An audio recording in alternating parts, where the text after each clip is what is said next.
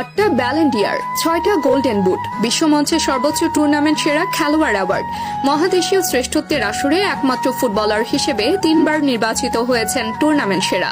ক্যারিয়ারে 800-এর ওপরে গোল সাক্ষী দেয় তিনি প্রপার গোল স্কোরার। সেই প্রপার গোল স্কোরারই আবার জিতেছেন 5টা প্লে মেকিং অ্যাওয়ার্ড।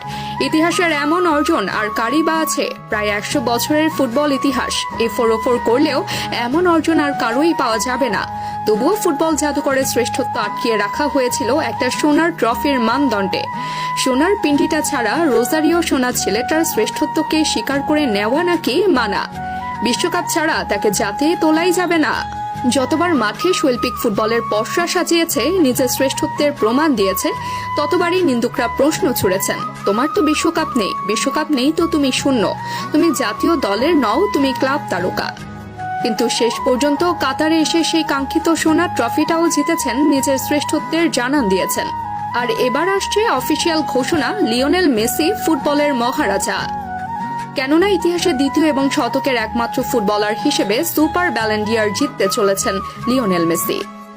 এর আগে একবার দেওয়া হয়েছিল ফুটবলের মহারাজার এই খেতাব, সেটা অবশ্য জিতেছিলেন Argentine footballer Alfred D Stefano.